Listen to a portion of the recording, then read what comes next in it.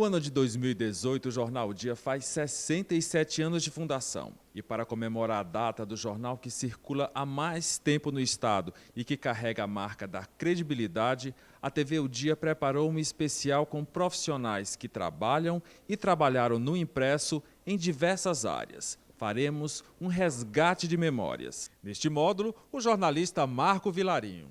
O jornalista Marco Vilarinho trabalha no Jornal o Dia desde o ano de 1988. Já há algum tempo fazendo reportagens para o Caderno de Cultura, começou escrevendo no Caderno de Polícia e Cidades. Mas o grande encontro foi com o jornalismo cultural. Eu nunca pensei em ser jornalista, eu nunca me espelhei em nenhum jornalista para chegar à minha carreira, que na verdade veio por acaso, porque eu fui fazer medicina em Recife, e aí um tio meu lá disse: rapaz, você gostou de música, disse mais o quê? Porque eu cantava na noite também. Você está gostando de música, então você não faz jornalismo? Eu digo: cara, jornalismo. Eu adoro escrever, mas nunca passou pela minha cabeça. Olha, eu acho assim, eu acho que com essas novas plataformas, né, da comunicação, caiu um pouco o interesse pelas grandes reportagens. Você não vê mais grandes reportagens. A gente ainda faz, né? Aqui no jornal a gente faz. Porque naquele tempo não tinha essa rigidez de pauta. Era muito mais livre. Eu peguei alguns editores que me deixavam muito à vontade, né? Eles não sabiam nem o que eu ia fazer, mas eles confiavam no que eu estava fazendo. Eles nem sabiam qual era a matéria que eu estava fazendo. E eu fiz muitas matérias assim. E muitas matérias que eu ganhei prêmios, foi tudo nessa base. Vilar, como é chamado carinhosamente pelos companheiros de redação, já contabiliza mais de 10 prêmios de reportagens. Na primeira colocação, por matérias realizadas no jornal. Eu fiz uma carreira, eu diria assim, muito proveitosa, muito satisfatória para mim, em decorrência da minha curiosidade em conhecer fatos, vamos dizer assim, fatos que não eram tão populares, principalmente fatos históricos. Eu lembro da matéria que eu fiz, que eu achei interessantíssima, Teresina sob o fogo. Nos anos 40, no final dos anos 40, Teresina sofreu grandes incêndios, que até hoje não se sabe se foram criminosos ou se foram efeitos mesmo do calor, porque nessa época, no final dos anos 40, anos 50, Teresina tinha 60% das casas de palha. Então havia muito incêndio de ruas inteiras. E eu estava uma certa vez aqui no jornal, quando ligaram para mim.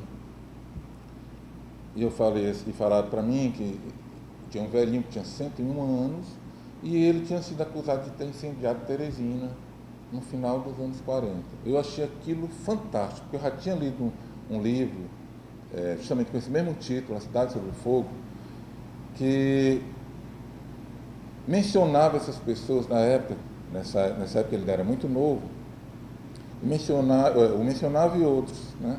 Mas ninguém sabia se eles estavam vivos. E o que a família queria? A família queria que fizesse uma matéria para que fosse uma reparação pelo crime que fizeram com ele, né?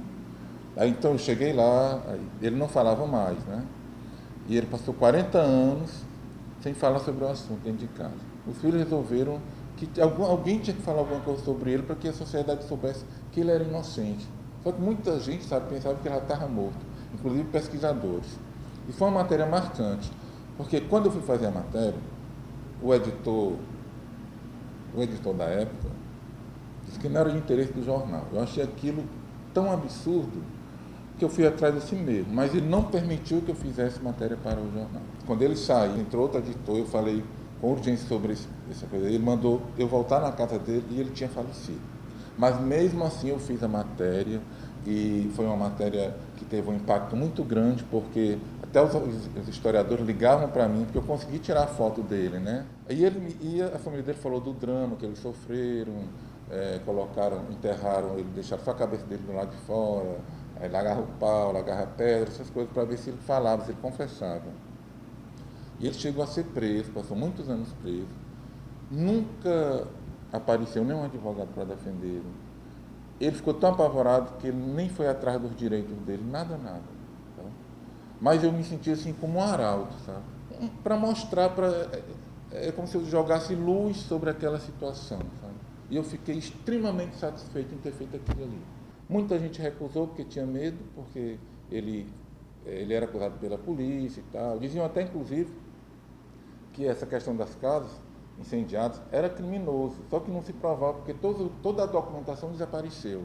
Se programava para todas as capitais um novo plano para as cidades, mas que tinha que afugentar todas aquelas pessoas que não pudessem fazer uma casa com 2 pavimentos.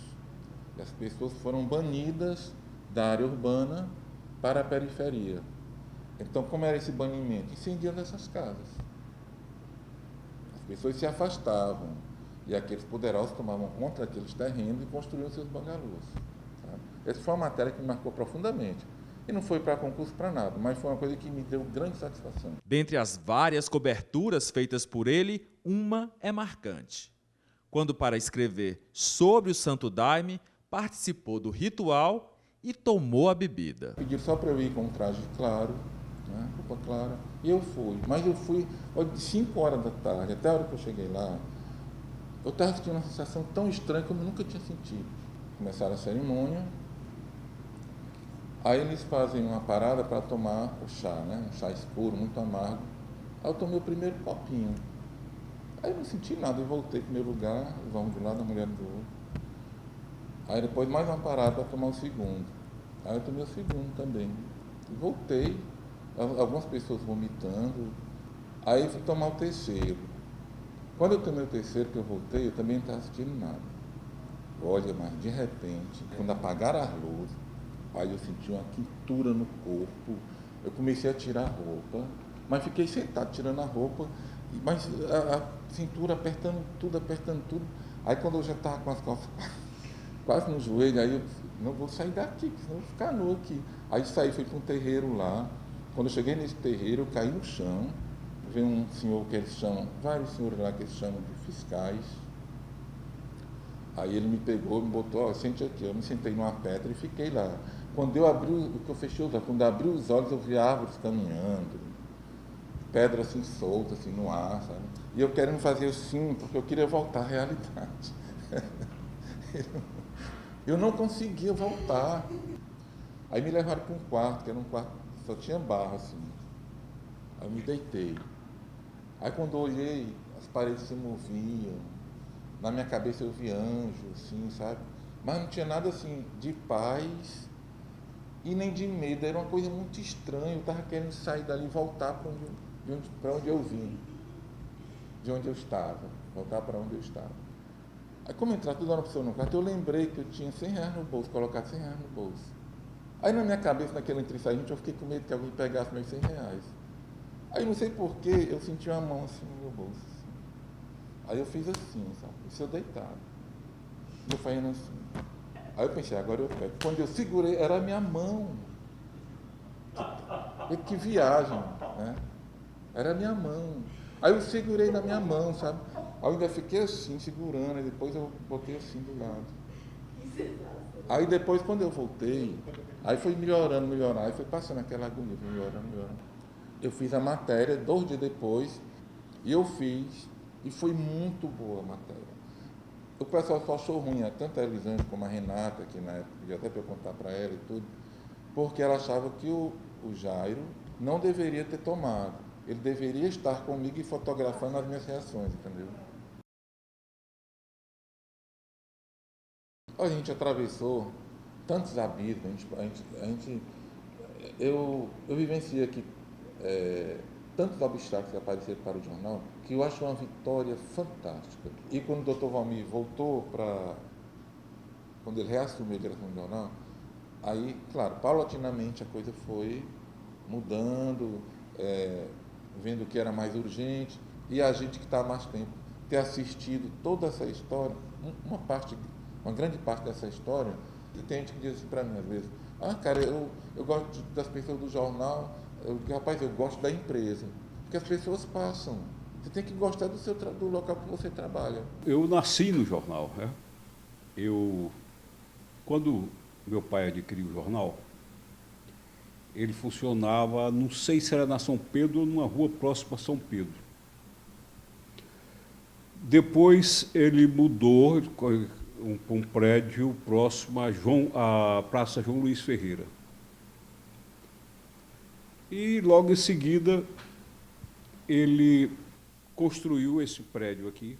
Quando nós viemos para cá, eu não me lembro se a gente usava ainda compunidor. Compunidor é aquela coisa que você vai montando letra por letra para montar. Eu tenho a impressão que quando nós viemos para cá, nós já usávamos, quase certeza, nós já usávamos linotipo. Aqui nós produzíamos os textos em chumbo para imprimir depois a página, prensando os rolos com papel, criando a folha do jornal. A partir de 68, 69, minha participação no jornal começou a ser bem maior. E eu me lembro que nós, pela primeira vez, os jornais passou a ser diagramado, demos uma outra feição ao jornal, o jornal passou a ser mais trabalhado, porque nós não ficávamos mais presos ao processo de quadradinho que era antes, né? O jornal continuou a sua evolução. Eu acho que o classificado, nesse período, também funcionou muito bem, né?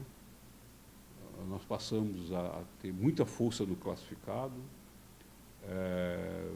melhoramos nossos analistas, o quadro de redatores, que realmente foi a grande escola de comunicação. E quase todos os grandes jornalistas passaram aqui pelo dia. E eu me sinto muito bem com isso. Eu me sinto muito bem com isso porque, de alguma forma, nós estamos contribuindo não só para levar a informação ao público, mas para formar as pessoas, os profissionais que levarão essa informação com competência, com qualidade, com responsabilidade. Essa evolução do jornal permitiu com que hoje, em 2018, nós tenhamos aqui conversando, batendo papo e vendo o pessoal instalando aí os equipamentos da nossa TV aberta, né? Que agora o sistema fica completo com rádio, jornal, TV, tá? E que é uma felicidade, é uma alegria para todos nós. Participamos da família O Dia, que temos vínculos de amizade, de bem-querer com essa empresa, com esse grupo de pessoas que há muitos anos está levantando as informações sobre o Piauí, levando à sociedade.